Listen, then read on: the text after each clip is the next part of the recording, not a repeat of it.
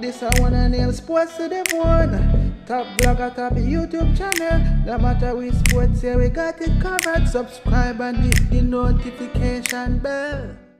What's up, my viewers and subscribers? What's up? What's up? Yes, man, a blessed day to you all. Welcome back to the channel, my peeps. So we have a couple of stories to talk about in this one. The CG Super 50 is done and dusted. All eyes are now back on the West Indies. So we're going to talk a little bit about the preparation that is going on over there in Australia. Plus, we're going to take a look at, a game that was played earlier today between India and New Zealand. India continuing to do very good outside of major tournaments. We're going to talk about that game. Plus, the FIFA World Cup, we had our first game earlier today. Qatar going up against Ecuador. So we're going to give you some results. So just make sure you watch the video until the end. And if you have not yet subscribed, please go right ahead and subscribe to the channel. Also, my peeps, remember, we are going to be live this evening at 6 p.m. for our usual 1 hour live show. So make sure you get everything out of the way and come across and have a chat with us, all right?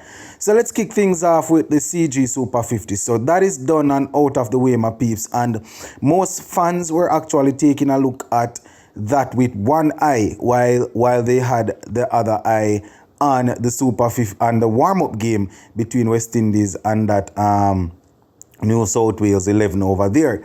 You understand? Now that the Super 50 is out of the way, we are fully focused and charged towards this first test. I think the first test starts on the 28th or the 29th, right? And we are all focused on that. We would have gotten an opportunity to see a couple of the players, you understand. Not going to say that what they did in this warm-up game is expected to be replicated.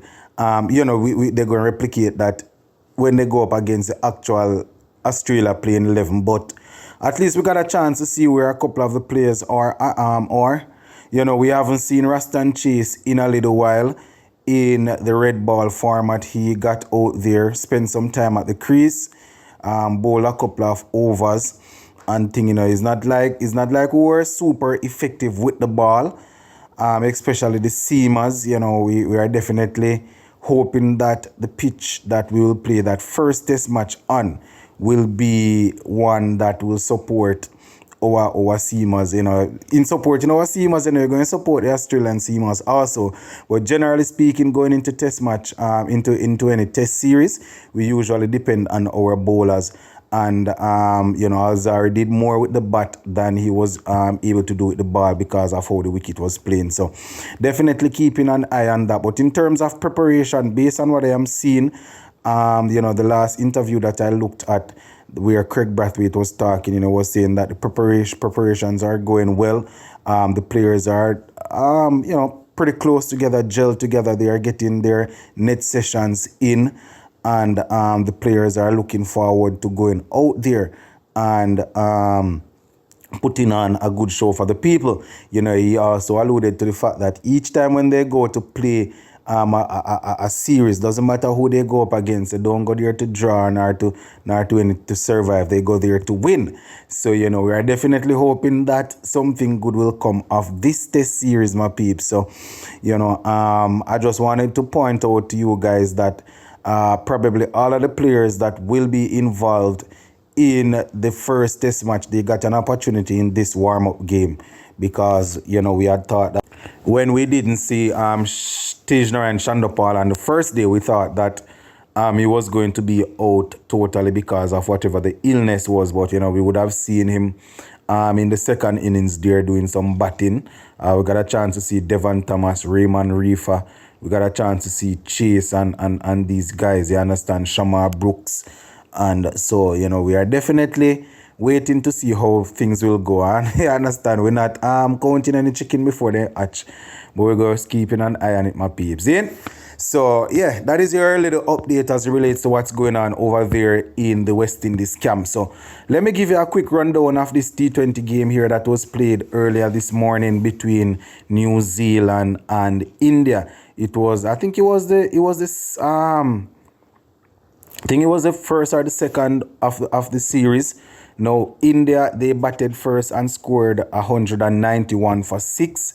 We had some brilliant batting from Sir Kumar Yadav. You know, he had he was in very good form at the T20 World Cup, and apparently he's bringing it over here. He came in at number 3. I think they opened with Ishan Kishan and Richard Pant. Pant had only 6. Ishan Kishan had 36. Yadav had 111 not out of 51 deliveries.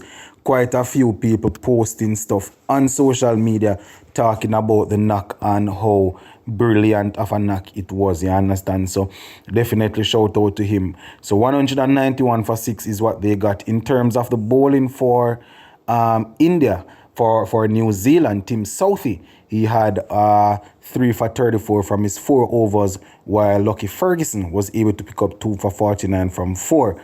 The other bowlers, separate and apart from Saudi, who had 1 for 35, went wicketless. So, you know, that is how it went, my peeps, as it relates to the batting for India. Now, when it was time for New Zealand to chase down that 191, they were only able to put together 126 all out of 18.5 overs.